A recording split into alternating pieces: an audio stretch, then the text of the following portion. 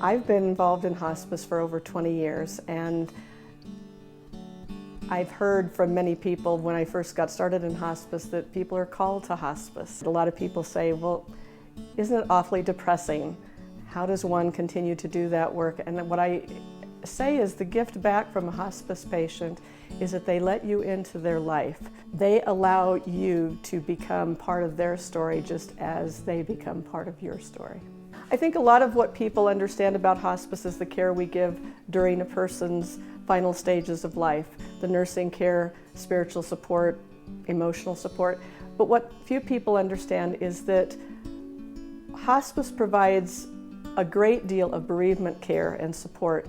So hospice is there to provide bereavement support not only to the patient's families, but also the forgotten griever, which is typically the children involved in the family.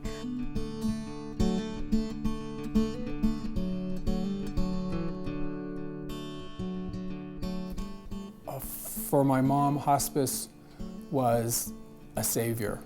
I think it was for both my mom and for Beth and I. Because for my mom, it gave her the security, it gave her dignity. The people in hospice were tremendous. They didn't seem like they were medical people. It wasn't like that. They were friends.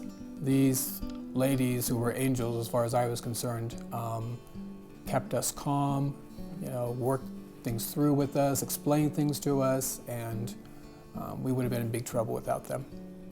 And then the nice thing about hospice was when you called them at 3 in the morning, they were so great about it. It was perfectly okay to call then, and they let you know that they were there, and if they needed to come over, they would come over, at 3 in the morning. So, yeah, they were just amazing people.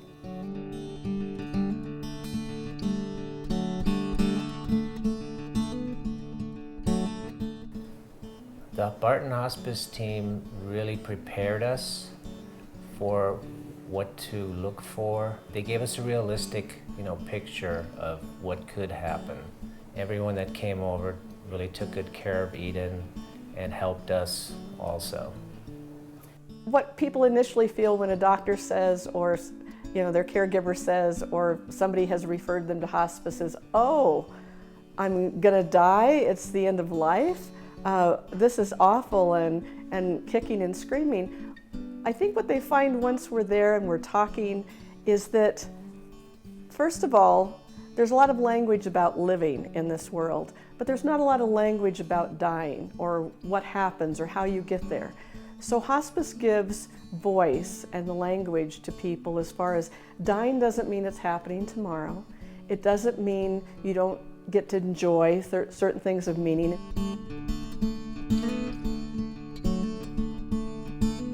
Quality of life, friends for life, family for life. A blessing. They saved our life, gave us great quality. My deepest gratitude for all the help that you have given us and still continue to give us. I just want to say I thank the hospice team for helping my dad and I through this time. What the hospice is going to do is make sure you understand you can do these things. Why would you not have ice cream? Why would you not go visit your kids over in San Francisco if you wanted to? We can set that up. This is all about fostering what really is important. I just was with a nurse today and she said, oh, you can start eating all this stuff and you can have all the wine you want, just don't have it with your morphine. Do the things that are most meaningful to you. Why are you waiting?